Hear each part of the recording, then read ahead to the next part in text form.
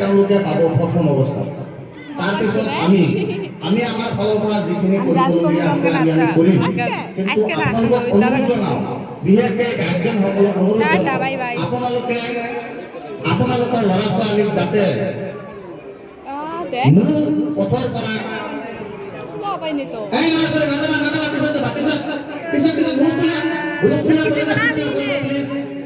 আমার একটা প্রোগ্রাম চলে গেছে, ভুলক্রিয়া প্রোগ্রাম সৃষ্টি করব।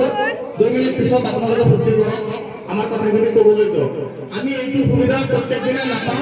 আজি আমার সমাজ ইয়াত উপস্থিত হয়েছে, গার্জেন আছে, মোৰ কেইটামান কথা কব লাগিব। ওই রান্ধনি ওই মোবাইল ধরো না বলতে আমি যাই অসুবিধা নেই। প্রত্যেক দিনে মানুষ রান্ধনি হইতে দেখ আপোনালোকৰ বিশেষভাৱে ঘৰত ল'ৰা ছোৱালী কি কৰে, মোবাইলত কি চাই আছে, আপোনালোকে অলপ নজৰ দিব। এইখিনি নকৰিলে আপোনাৰ ভৱিষ্যত আপোনাৰ হাতত ধ্বংস হ'ব। কইবে না ওগবে দেন দিছে 9টা স্কুলত আহে, গালাইছে আমরা দূর রই আরেকটা গুছি যায়। এইখিনি সময়ৰ ভিতৰত কি কৰে, তেওঁলোকে কিতাপ আক্ষৰিক জ্ঞান দান কৰে। নৈতিক জ্ঞানটো আমি আপোনাৰ ঘৰৰ পৰা দিব লাগিব। নৈতিক জ্ঞান কি? এজন ডাঙৰ জ্যেষ্ঠ মানুহ দেখিলে প্ৰথমতে কি কৰিব লাগিব? আমাৰ মাজত সমাজত প্ৰচলিত আছে সালাম, বৰ্তমান নাই। কিহৰ কাৰণে?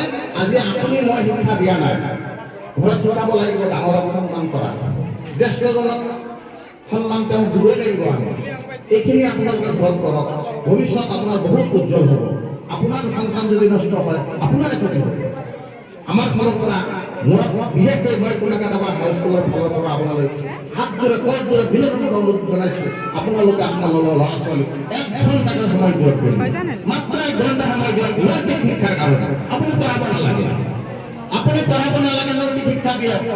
আপুনি ডাঙৰক ভালদৰে সন্মান দাদা ভাই চাচা বুলি মাতিবৰ কাৰণে, আপুনি ডাঙৰক দেখি চাইকেলৰ পৰা নামিবৰ কাৰণে, এটা চালাম দিবৰ কাৰণে, নমস্কাৰ দিবৰ কাৰণে, এটা শ্ৰদ্ধা জনাবৰ কাৰণে আপুনি শিকাওক।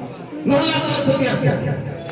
এতিয়া আহিলোঁ মই মোৰ সতীৰ্থ শিক্ষকসকল, আপোনালোকে শিক্ষক সমাজ, আপোনালোক বহুত ডাঙৰ এটা দায়িত্বভাৰ গ্ৰহণ কৰিছে। আপোনালোকে ল'ৰা ছোৱালীক খালি আক্ষৰিক জ্ঞান দিলে নহ'ব, ত্যাগ শিকাওক। আপোনালোকে সাহস দিয়ক, আপোনালোকে তেওঁলোকক নৈতিকতা শিকাওক। আপোনালোকে শিকাব লাগিব, খালি আক্ষৰিক জ্ঞানেৰে চব বস্তু নহ'ব। আই মাতৃসকলক মই কথাটো জানালোঁ, আমাৰ শিক্ষকসকলক ল'ৰা ছোৱালীসকল, এতিয়া তোমালোকৰ ওচৰলৈ আহিছোঁ, তোমালোকে আমাৰ স্কুলত আহিছা, আমি তোমালোকক শিক্ষা দিয়াত আমাৰ কথাবিলাক তোমালোকে মানিবা। যি যেইখিনি লিখি আনিবা, ঘৰত পঢ়িবা, মা দেউতাৰ কথা মানিবা, ডাঙৰক সন্মান কৰিবা। তোমালোক দেশৰ ভৱিষ্যত নকৰিলে তোমালোকৰ বহুত ক্ষতি। গতিকে আজিৰ এই উৎসৱৰ দিনা আমি সকলোকে আন্তৰিক অভিনন্দন জ্ঞাপন কৰি মই মোৰ বক্তব্য